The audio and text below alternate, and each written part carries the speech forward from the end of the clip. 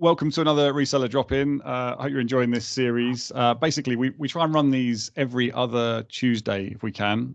So hopefully you can just come along to these. And the idea is we just wanted to try and provide some sort of value, at what is quite a difficult time. So the original plan was just to open the microphones up and see how we got on and just have a chat. But I think none of us were brave enough for that, really. So yeah, we provide some content, a few slides, not too many, don't worry, and then we'll just dive into a topic, dive into a live environment.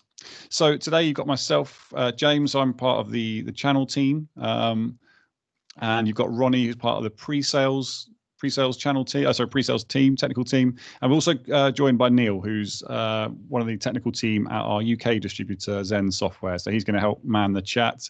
And I'm going to need some help today because I can't see it, so I might need some assistance there. So just in terms of housekeeping, we're aiming for 30 minutes content. We'll have to try and speed it up a little bit as we're a bit behind. 30 minutes content, and then we'll do a Q&A at the end. But you can just ask questions as you go along. So please feel free. If you think of something, pop it in the chat, and Neil's there to pick it up as well as any of the presenters will keep an eye on it. And just to mention, these sessions are for resellers. Whether you're direct or indirect, but we are doing this in conjunction with our distribution partners. So obviously ask any questions during this session, but if you do work with a distributor, follow up with them afterwards with any queries you've got about licensing or any other queries really. So they do remain your main point of contact. So I'm going to start with some pretty big kind of generalizations. A lot of the resellers that I work with, at least, when I talk to them about archiving and why they've sold archiving to a customer or why the customers ask for it often, they've done so typically for one of the following reasons. Yep. So it's either an independent backup, which tends to be quite common, to protect against any issues that happen with the mail platform, whether it's Exchange or Office 365. They want independent backup that's complete and that's totally away from the platform. Or they're struggling with overloaded mailboxes, hitting quotas, slow Outlook performance, or compliance, GDPR, any HR related sort of needs for having a complete record of email. Or they're struggling with Outlook archives, the evil things that they are spread all over the place, and this is a good way to bring them together. What we don't often talk about is that MailStore is actually an archiving solution which offers a self-service component. So it offers the ability for a user to search and restore messages without the need for an administrator. And it's often sort of glossed over in the conversation with customers as you're trying to satisfy those initial needs. But actually, it's one of the things that differentiates, say, MailStore or an archiving solution over something like Office 365's compliance features. And it also is what differentiates it between archiving and a backup solution, for example, where that's tucked away behind the administrator. So all I'm saying is you've got some powerful tools here the users have at their disposal, and it's something that they'll typically be accessing, continuously through the day. I mean, we certainly are. Anyone that's got it installed that I've worked with is using it. It becomes sort of an invaluable tool. But of course, if you raise the topic of introducing a new archiving system with a customer, there can be a fair amount of apprehension because, yeah, technically, it is change. So, the shouting man. I'm hoping this isn't quite the look of your customers' faces, but people don't like change. We spend a lot of time in our mailboxes. Anything that changes or impacts the way we work makes us nervous.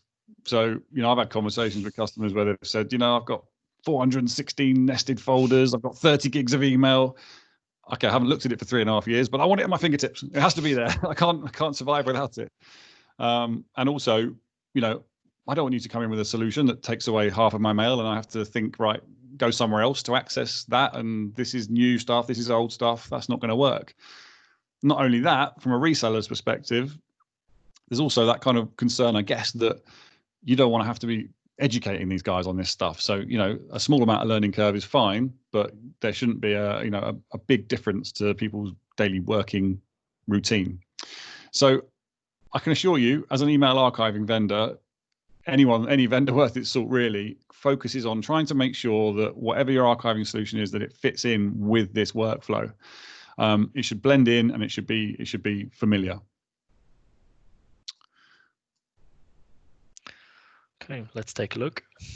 Yeah, so let's take a look. So obviously this isn't about just talking, this is about looking. So we think MailStore does exactly that. And Ronnie's going to start off by having a look at the Outlook add-in, and this is one of 4. Yeah. Yeah. It's basically, this is the most popular method. So this is pretty much how we recommend most users access their archive mail. It fits into Outlook, and it should ideally be a replacement to the Outlook search. So Ronnie's going to dive in hopefully, and we're going to have a look at exactly what happens when you do a search. So this is something, sometimes people look at that search bar and think it's just a bit of voodoo behind it. We're not exactly sure what's happening. So yeah, Ronnie's going to take a look at that hopefully. We are, first of all, my name is Ronny Jansen. I'm a sales engineer here within MailStore, and I would like to invite you now to my test environment right here. I am logged into Outlook with the installed MailStore Outlook add-in and my example user, Robert Kane. And what we see right here is the basically all the options that the Outlook add-in is providing. And first of all, we have this little quick search bar in the very left corner. So what it basically does is if we search for something here, it will go through every archive of my logged in user, so Robert Kane, and through all the archived emails that Robert Kane has access to, because he maybe got permissions to another user's archives to read through, and that's basically what it does. So it looks through all the folders and through all the mails. And if I just type in, for example, ebooks, we should be able to get a list for the search that highlights it, where it is in the subject really. So it runs through everything, through the subject, through the body, the header, and all the types of that. And even if it is in the, even if it is not highlighted in the subject, it is within the body of those messages who are not highlighted yellow right now. So that's the message body, right? That's the message body search. That one, that ebooks. That was just looking in the message body, right? That's where it's found it. Right. And now we could do a search for a quotation, for example. So we can search for a subject line directly. So I'm searching for an email where I know, okay, there was a quotation, but it was said in the subject. So I'm directly searching for this. It is looking into the subject, and there we go. We're able to find it, to see it, to have a look into the quote, and to just work with it. But also, if we're searching for emails that were sent to us or were sent to us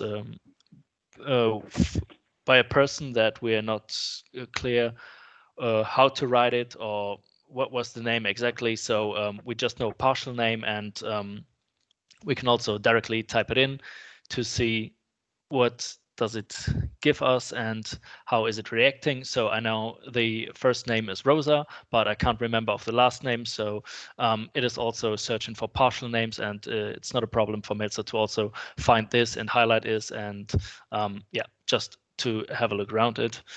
So that's so the quick search basically. So quick search is basically message body, subject, or a partial name basically anyway. So that's what's happening every time, or a attachment item.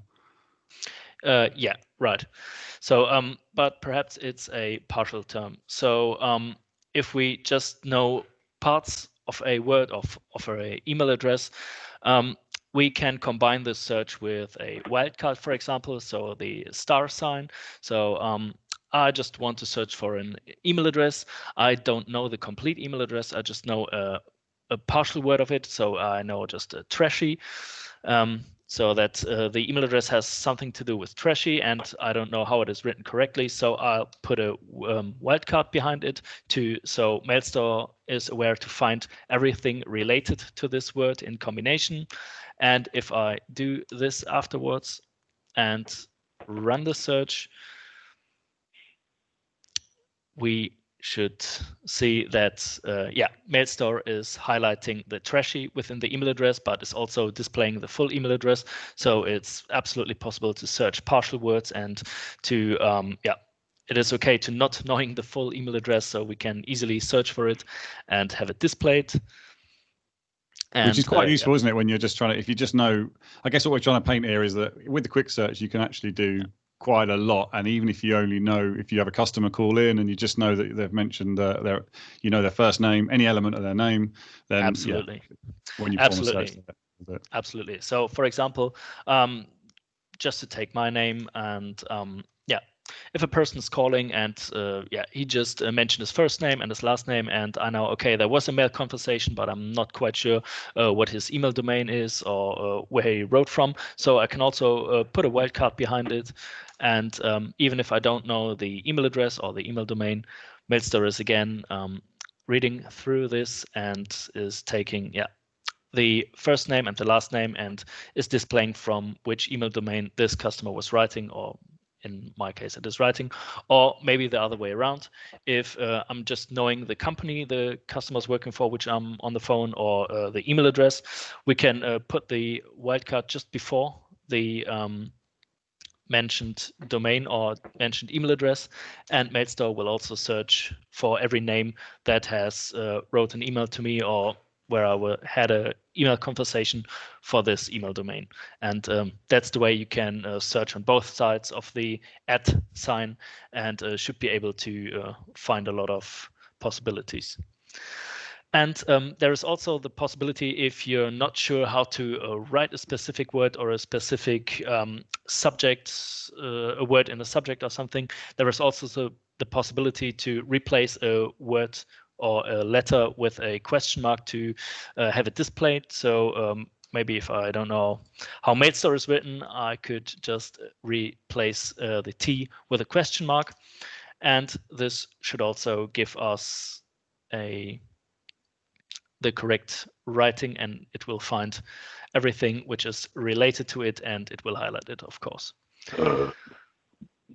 So basically, with the quick search, you can pretty much cover off most things there. We realize that your customers aren't going to want to remember probably question marks even, but certainly it's useful if they know a wildcard. That'll get them quite a long way. But generally, you can just enter in most sort of partial words or full words into the quick search.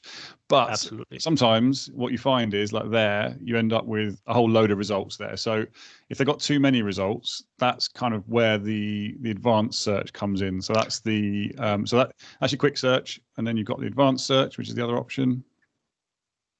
Yep. Absolutely. And that gives you some criteria, doesn't it, to narrow it down?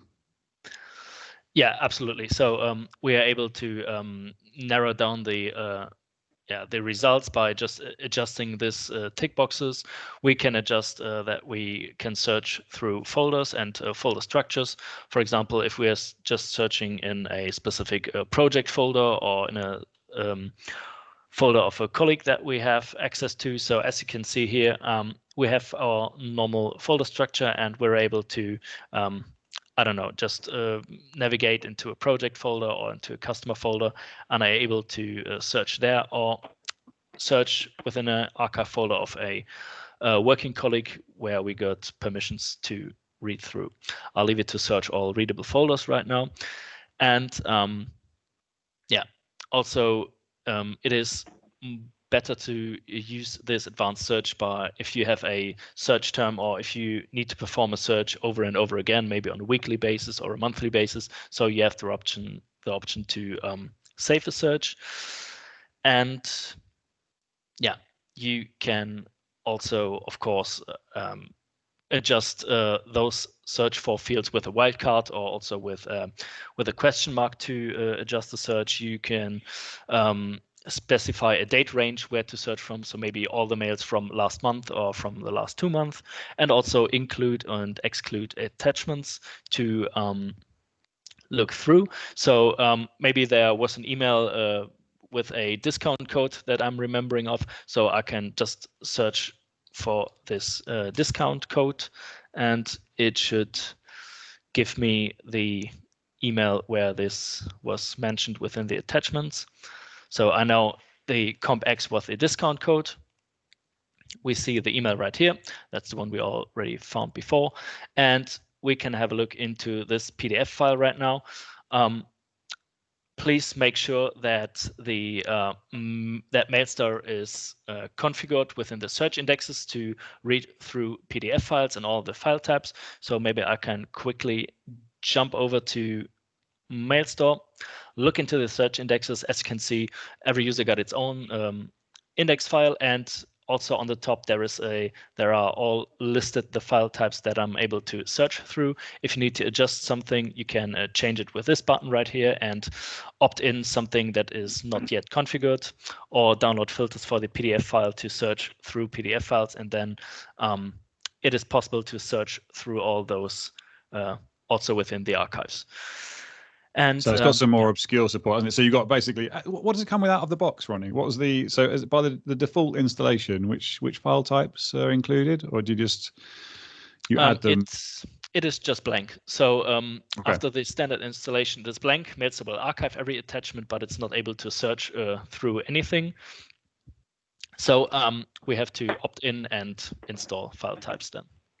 So I guess the first thing to do is get the Office file extensions. Obviously, you want Word, Excel, and it's just a case of, I guess, talking to the customers really to decide, which ones that they need most. Yeah, absolutely. As this is the most common one, it's absolutely worth to first integrate this. And as we can see here from the attachment, we see that we have find the CompX, search Word, and yeah, it just works perfectly for searching through a PDF file. And yeah, this also works for Excel sheets, for example, to search for a name or an email address. And to find all those combinations, we can directly, or I would like to show you to navigate to the archive access for the Outlook add-in.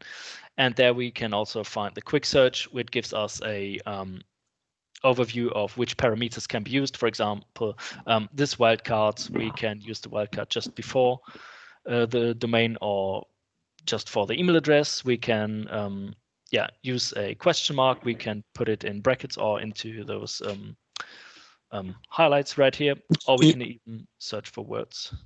It's quite powerful, that, isn't it? But I think in reality, the chances of you probably handing that over to your customers and saying, right, that's how you find things, probably not that likely. But if they do come to you with a bit of an obscure request, or they want to know some of the more advanced functions, it really is kind of endless what you can do when you drop out to that, that syntax. You can get really, really granular. So just so you know, any resources like this that we talk about in the session, I'll put a link to them in the description for the video afterwards, so they'll be there for you. So if you want to have a look through that, you can do.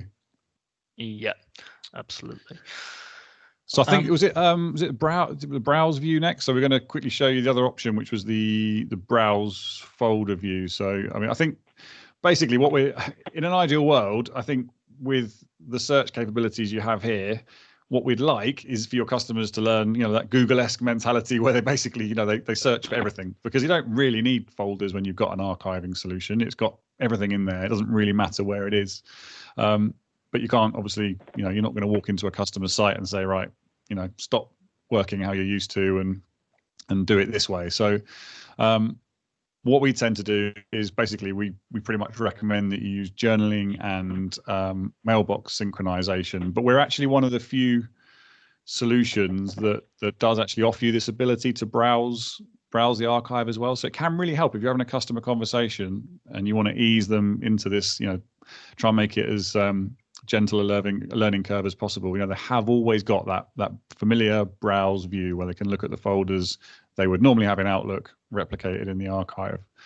In terms of browsing, you've got it there, Ronny. That's great. Do you want to just explain where things appear? Because sometimes people say, well, what's journal incoming and why have I got that PST and who's that bloke at the bottom of the list? Yeah, absolutely. So those two journal folders are appearing because we are using a combination of a journal archiving and the normal mailbox archiving. So the journal is just working for the incoming and outgoing mails as it is displayed. So it is also separating and showing them as those within the folder list. And for the normal mailbox archiving, we see what we also see in Outlook. And this is our normal view that we are also working with in Outlook. So we see our inbox, customer folder, project folders, and all that, where we would normally search through. And we can also do that within the within the browse view. Then we have another small folder. For example, if I have archived a small PST file and it is displayed this way, so it is also not integrating directly into this structure as it should be the target to get rid of PST files, as they are just growing into absolute big sizes and getting corrupt or are not performingly anymore. So it's absolutely worth it to just archive them once with MailStore, having them in the archive ready to search through. And from this time point ongoing, you can just focus on the archiving from a normal mail server or from the common source. And if you need to search something from the PST file, you can just type it into the quick search and you will get the results. And of course, what we see here from our browse view is the archives of the user where we have access to or reading permissions on. And this is Andy Cape, and we're also able to get into his journal incoming and outgoing mails, and also his structure, his folder structure of the mailbox. So I think I noticed Ross mentioned you can do the save searches. I think we glossed over that one pretty quick, but you can if you've got if you've got complex searches that you run all the time. Sometimes people do things like, say they've got like status alerts coming in, and they want to just set up a save search so they can just say, right, any alert, anything that's got an alert in it that mentions failed within the last month. You can build a bit of a sort of construct there. You don't have to do it, Ronny. It's all right. I know we're tight for time, but I just wanted to mention you can do that. You can have the more complex queries done there. Yeah, you can do a combined search, and that's no problem. Just in terms of the access, then. So that's the Outlook add-in. Is there any questions? Oh, no worries, Sean. You got to go. Oh, you've gone already. Is there any questions at this point about this stuff? I realise we're zooming through it quite quick. Is there any questions before we move on? Because the next bit will be why you would use the other component, which is the client. So there's a desktop version of this, basically. We'll have a quick look at. I have a question. Yeah, sure. Fire away. How do you compose a search? Let's say you want to search for a date plus a name. How do you do that? So by so you want in the advanced view, yeah. Okay. This would probably be to just put them into this highlight signs by searching one word and by just combining another one, and this will this will give you the combination of both. Otherwise, we can also look this up within the help article to show how this combination could work. This is always an AND combination, so it's always an AND search, and you can't perform an OR search, but that should definitely be possible. So most probably it will be with this one here, and this should give us should give you the results that you're looking for. Okay. Okay. So should we have a quick look at the desktop client then? So there's basically the desktop client is more or less the same in terms of access functionality, but it offers you a couple of additional important features like exporting, for example. So I guess that's one of the main things. Absolutely. Yeah. So the main reason why we would use, or why you would use the client, is for having more permissions. So if we log in with Robert Kane, then we can of course search through my mailbox structure and through the incoming and outgoing emails, and of course through the emails I have reading rights on.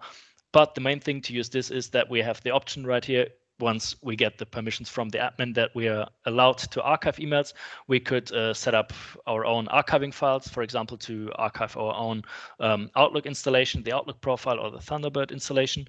And which can also be a use case is if we lose an email, we could directly go into this structure and right-click it if we have the right to export to, which is most probably, or which is given within the administrative account. We are able to export emails back to the Exchange mailbox, back into the directory system, or into the local Outlook. And this also counts for whole folders where we can export to. And yeah, that would be the reason why we would use the client, as we have way more permissions to be in administrative work. The export side certainly is powerful, isn't it? If you need to, especially if, say, you've got suddenly you realize, okay, I've got an issue at work, and I realize that I need to say I'm a manager and I need to see what's been said between two individuals, or I've got some information about a particular thread. I can find it and I can export it if I need to in a format. And in fact, actually, I'll touch on this now for GDPR purposes as well. If you need to find a particular, a thread that relates to a particular person, then you can also do that here and export in one of the requirements is that it's an open standards format. So obviously, PST and EML and those kind of things are definitely usable open standards. So it's quite powerful that. There is also an element to this, which we won't go into now, but there's you can have a dedicated auditor access. Sorry, can I just ask, do you mind just muting your microphones if they're not already? Sorry, we normally control that, but I haven't got the controls on me today. So you basically, you've got auditor access, which can if it's a a legal requirement, you can actually provide that to a third party, and they can access with read-only rights. And it's worth mentioning as well that anything you do on that front is recorded in the log. So if you're a business owner, you can always see exactly what's been going on in your archive. There's never any doubt about what actions have happened in there. So I think is that anything else you want to mention, Ronny, or shall I move on to the business owner stuff?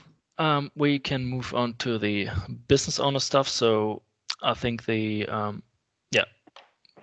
best way to describe it is if I'm switching over to the admin account. So I'm now logged in with the administrator account. And of course, if people are working in the same department, or if people need to have reading access on another user's folder, we can grant access as an logged in administrator to this user, but just adjusting this and adding a user to the archives. So for example, if there is a project folder which combines all the archives for the projects that are ongoing, as an administrator, I can provide it to Robert Kane with just a reading access. I could define if I'm giving it a full access, write, delete, but a reading access for me is more than enough. So I'll give it that way. And there is also the possibility as a business owner, if a user is leaving the company, for example, if this user traitor is leaving the company. Yeah, appropriately. We can't always call them that. I should just sorry to interrupt here, but I should just point out as well, this is actually a really important feature at the moment, because obviously in these really difficult times, we've got staff who are there's a lot of staff turnover, basically, whether it's permanent or it's short term. There's often a requirement for a business owner or a manager or someone else to be able to see that person's email. There's another requirement, of course, and that's that they can't delete it on their way out the door, which is much more common than you would think. Actually, it's amazing. Well, it's not amazing; it's awful actually. But it's certainly something that crops up a lot.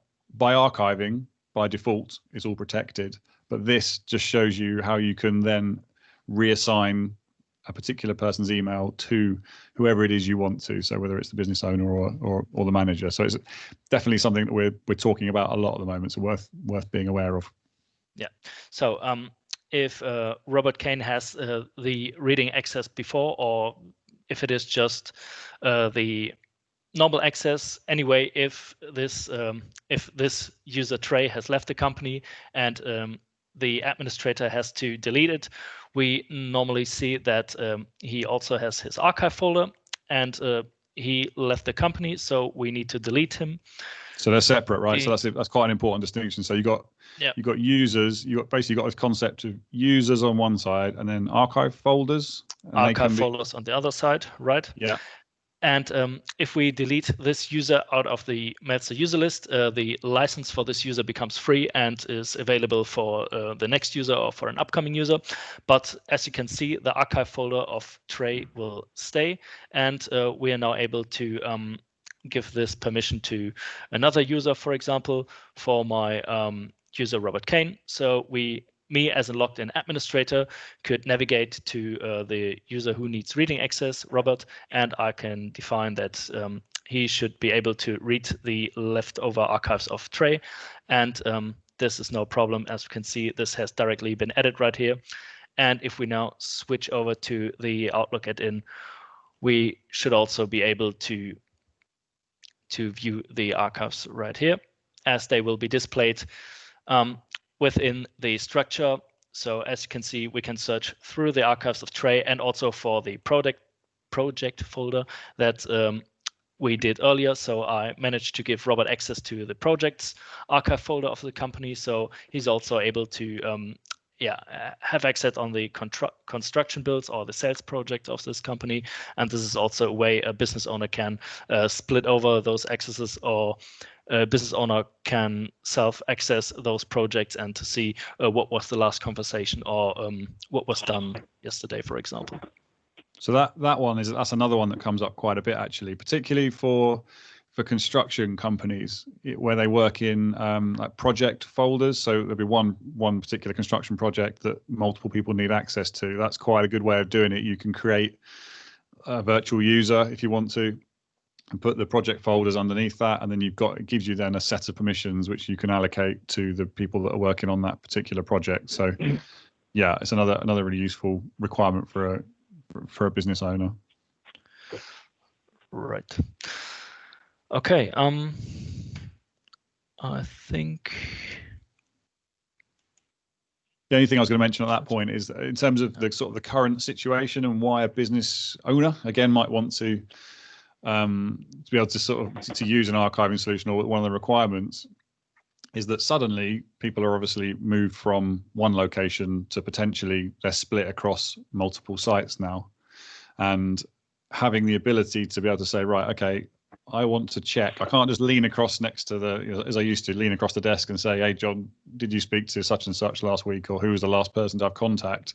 You could use this, you can see across the whole business or just a department or whatever you need. So it's definitely a useful function of MailStore.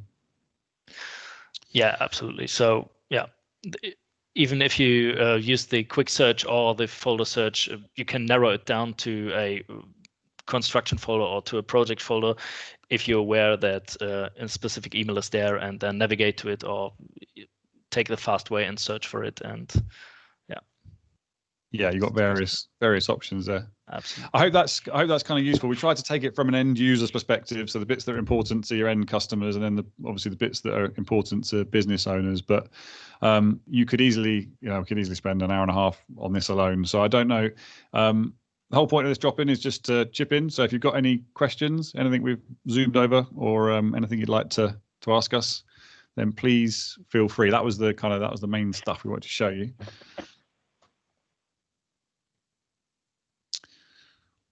Well, rather than putting everyone on the spot straight away, I had a question come in actually just a moment ago during the registration. Daryl at BCS 365, long-term MailStore reseller, was asking about how it helps with GDPR. We kind of touched on it. People have a right to be forgotten, so you need to be able to help them identify what email is relating to a particular individual that you're keeping hold of, basically, and then either let them know about it, provide it to them, or potentially delete it. This is obviously only one component of a much bigger part of the GDPR requirements. But in terms of email, it definitely helps because you can see what you've got, you can perform actions on it. And the other element is You can adjust the retention. So you're not supposed to keep hold of email for any longer than, say, 10 years, or than is deemed reasonable. So you can set retention policies in MailStore as well, which is definitely worth having. Okay, got some questions coming in. So yeah, Ross mentioned about the web interface. We missed that bit, Ronny. Yeah. We didn't duck out to that. That was a note at the end. That was probably my fault. So let's just show you that. Yeah, which ties in nicely with another question. Someone's talking about Mac OS Outlook add-ins. Thanks for that, Stefan. There isn't one. Yeah. I'll be honest. There isn't plans at this stage for one. There's quite a lot on the horizon. I know that isn't on there. But if you're a Mac user, you've got a couple of options. You've got this, which Ronny's about to show you. So that's the web client. That's the web access, right? So as it is not bounded to an operating system, it is also quite perfect to be used from a Mac machine or from a Linux machine, and from nearly every browser that is possible. So you can navigate to it by HTTPS, the server name, and the port. And once logged in, we have the same possibilities then with the Outlook add-in. So we're seeing the archives on the left-hand side. So the journal ones, my mailbox archiving, the archiving folders that I have access to, the projects folder, and so on. And we have the saved search that we can execute once we have set them up. And it is absolutely possible to send out an advanced search by adjusting those orange fields. And it just works the same way as the Outlook add-in, so also for the wildcards and combinations. And what it makes more interesting is also the responsive design. So if you would like to see the archives using an iPhone or using a tablet, whatever, this size could be adjusted. So this might be the view for a laptop, but if you adjust this field, you can you can adjust it, and it will keep the functionality. The buttons will adjust it. So this might be the smartphone view or the tablet view. So it's absolutely possible to just get onto a mobile device, start up a browser, and maybe do a bookmark so you don't have to type in the address time and time again. And you can directly log into this and view the archives and work with them, search for them. Yeah, it's essentially the quick search, isn't it? So you could put in that same code, that discount code, if you wanted to. You could put that Compex or whatever in there, and that'd bring that back from an attachment mention. Yeah. So also quite fast. So we can see it right here. We could even restore it, but yeah, we have the functionality to search for it, and could also go deeper into the PDF, open it up, and search there. Keith, you mentioned about it being available for Mac and Linux platforms. Again, similar, sort of, if related.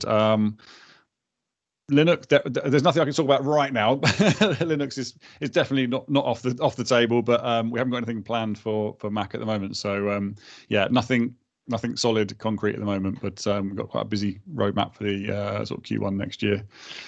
So stay tuned is all I would say on that one. Sorry, I can't share any more at this stage. Ismail mentioned about having a large installation, 1,200 users, changing logos. It's not something you can do with the standard version of MailStore, so MailStore Server. There's two versions. The best thing probably to do is to take this offline, actually, Ismail, and we can work through the requirements. But basically, there are different versions of MailStore. So one of them is the Service Provider Edition, and that lets you host, like a multi-tenant environment which has those kind of capabilities in there where you can change the logo. So to my knowledge, you can't do it with the server version, but I could look into that for you anyway. The maximum limit at the moment, maximum advised limit, is 500 users on a single installation. So you'd have to, if you had a 1,200 user install, you would split it across multiple instances, and they are effectively, we treat them from a licensing perspective as one, but they would actually be separate, isolated installations. So we need to talk to you about where that would make sense. But if you don't mind, that's probably one. I'll get in touch afterwards if that's okay, and make sure that if it's not us, then certainly your distributor will have the information for you on that one. So we can definitely talk to you about that and the multiple domain support. Right. Neil's done a good job of answering that stuff already. Hi, Richard. Great to see you on again. That's really, really good of you to come along. The IMAP access. Ronny, can you demonstrate that easily enough? So that's another option, actually, that you can present a read-only, putting you on the spot here, aren't we? Yes, it is. It is possible, but I can't do it easily right now.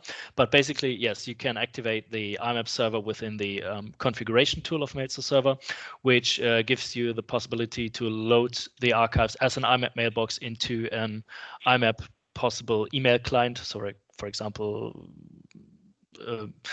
Apple Mail or something, or any possible email program that can deal with IMAP clients, and provide those archives right there, and make them available for a search or forwarding or whatever. So it's basically an activation and a setup that needs to be done within the email program then to implement this MailStore server as a new IMAP mailbox by just giving it the server name of the MailStore server machine, the login credential for the user, and it will then load in the archives as an IMAP mailbox into the mail client. Stefan, I missed your earlier comment about specific battle cards against popular hosted options. Yeah, we can certainly help you out. If there's any specific ones, then let us know. I have to say a lot of it is dominated at the moment by the, in our market anyway, for SMBs, is the obviously Office 365's online archiving. So we've got quite a lot around that. But we do keep some, we keep some information on this, on competitors, and yeah, happy to talk to you about those. Just again, might want to, I'll make a note just to give you a shout. But if you want to send an email to partners@mailstore.com with just if there's a specific competitor you'd like us to look into or see if we've got any information on, then that's fine. We can do that.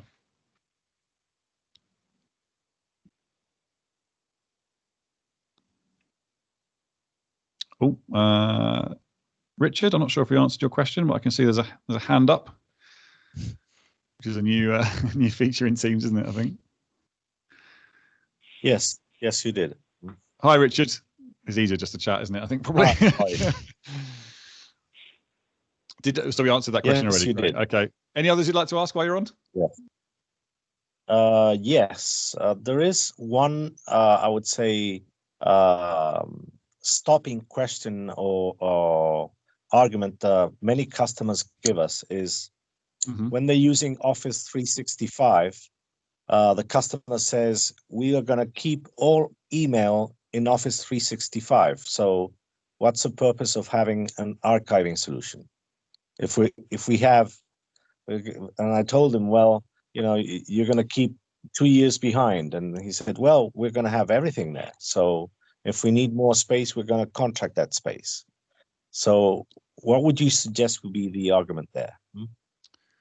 Yeah, that's a good question. I guess the main thing is that you've got, depending on which plan you're on, a lot of the time, if you accidentally delete a message, it's quite possible for a user, if you don't spot it, for that message to be gone. So, in fact, just tell me, are we talking about, has this customer got the compliance add-on, or are we talking about just kind of bare bones, basic Office 365? For what I know, he's only got the basic. Right. Okay. Well, as far as I'm concerned, if you've got the basic plan, then you need something, whether it's backup or it's archiving, you need something, because you can keep it all in there, but it's quite possible that if you have an issue with a tenant, and let's be honest, there's service issues. So if it's unavailable, you've only got one copy of it. If there's any issue in terms of an administrator applying a policy that was to lose your mail, but most importantly, the big one is the possibility for a user to accidentally delete messages, but most importantly, deliberately, amazingly, it's the biggest requirement. People, if they're leaving a company, they can just delete it, and you've got a short-term retention in 365, but that's all it is. So what you're selling is a completely independent record that is always available and is always a perfect copy.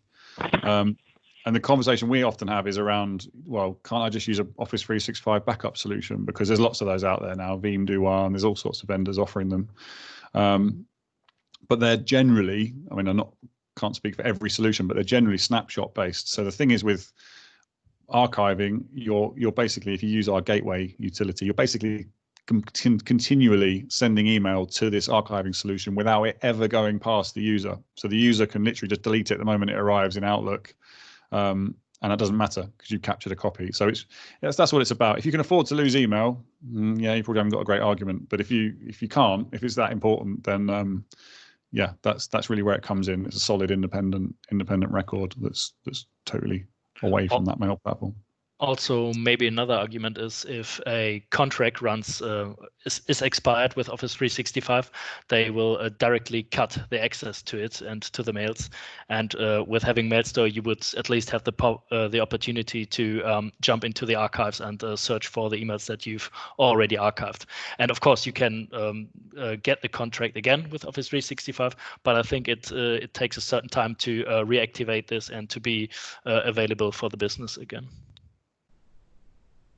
Yeah, there's any number of things that can happen. I mean, ransomware as well is something that if you look online, you can see some examples of how ransomware can be executed now within a 365 mailbox. And yeah, it's about having that independent record. We've got, if it helps, Richard, we've got a PDF which is just basically like 6 key points for why you'd want to use MailStore with 365. So I can send that across to you. Have a look and come back to me by all means if you speak to your customer and they're still got concerns.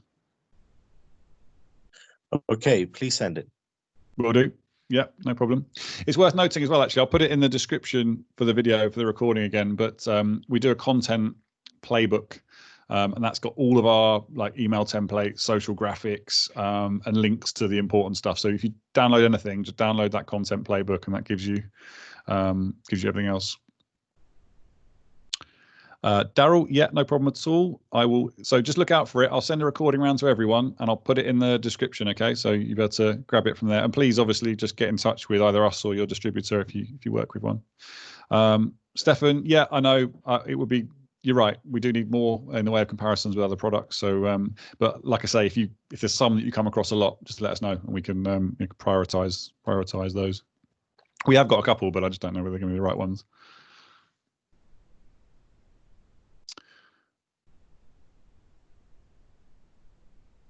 Okay, have I missed Steve? You mentioned about recording. Yes, there'll definitely be a recording of this. I'll pass, so you can pass that on to your team. That's fine. I'll upload it to YouTube, and you can access it from there.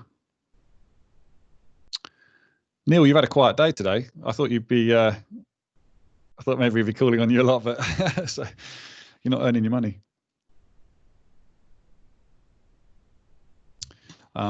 Stefan, Barracuda, Mimecast, Proofpoint. Right. Okay. Well, those ones in particular, the first two, we can help with. So, yeah, we'll get onto that.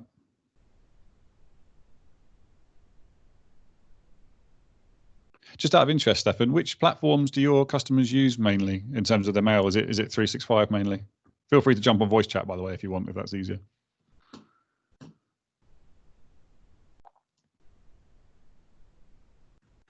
You hear me? 365. Hi there, is that Stefan? Yeah. Hi. Yeah. So 365 mainly then, basically. Yeah. I mean, most of our customers are migrating to 365, and it's sort of like a mass, a stampede, if nothing else.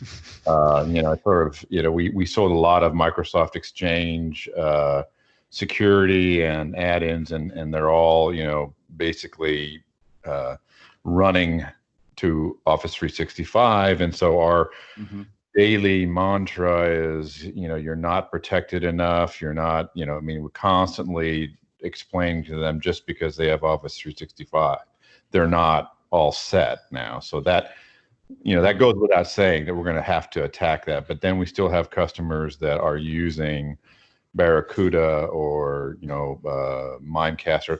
Actually, I would say those are probably more the low-hanging fruit because they're not, beholden to the Office 365 platform entirely. So that's why, the Office 365 is still the 800-pound gorilla. We're going to constantly fight it, but I want to be able to fight the others as well. Yeah, as you say, it is a mass exodus. It kind of was already, but obviously with recent happenings, it's only accelerated that, hasn't it?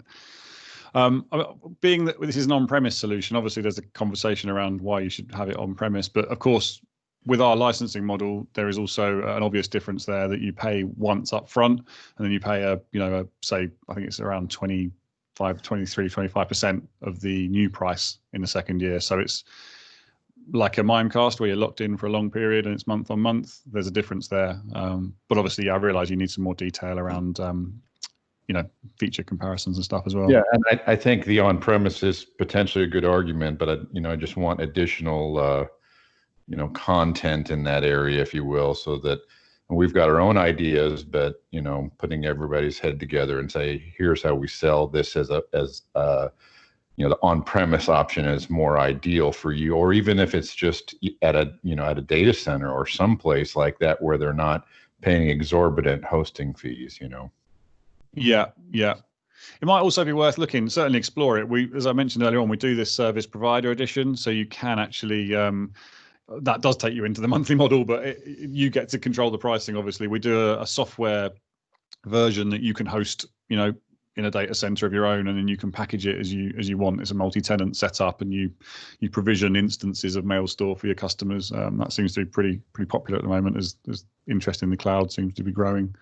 Yeah, I think it'd be good to have both, but obviously the on-premise one, sort of it's packaged up, and you could just sell it off there, and then occasionally provide them the support. Mm-hmm. Sounds like you're needed. My dog. We are all working from home, as I expect. Yeah. Absolutely. Right. Okay. That's my cue to start finishing up, I think. Just to let you know, we're offering just a small incentive in terms of the trial. Normally it's a 30-day trial. So if you've been on this webinar, if you quote MS202, which is the webinar, to your distributor or to us, then we'll give you a no quibble 30-day extension on the trial for now. If you haven't yet got a not for resale license, so that's fully functional, if you want to be able to sort of test it out properly, then that's the way to do it. Grab a copy of that. We've got lots of good sessions coming up, hopefully. We've got some MCAS boot camp, so you can get certified in a fun, interactive way. And as I mentioned before, we've got the content playbook. So I hope you guys will keep coming back, and I'd love your suggestions. If you genuinely, if there's any topics you'd like to, any questions you'd like to ask us, or any topics you'd like to see us cover, then just let us know.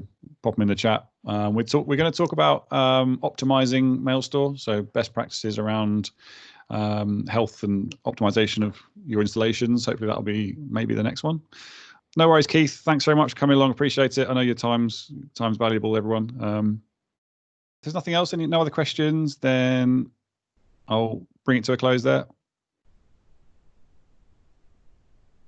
Mikhail, battle cards, no worries. Yeah, okay, keep that in mind. I will forward that onto our marketing team. Okay, thanks again, everyone, for attending. No worries, really appreciate it. And as I say, genuinely, if you've got anything you'd like to see us cover in more detail and pick a topic out for, then just either drop it in the chat now or email us partners@mailstore.com. I'll definitely stick it on the list. Thanks a lot, Neil, as always, for helping out with that one. Brilliant. Thank you, Ronny. Yeah, thank you for having me, and thank you all for your participation. Speak to you soon. Bye-bye. Bye-bye.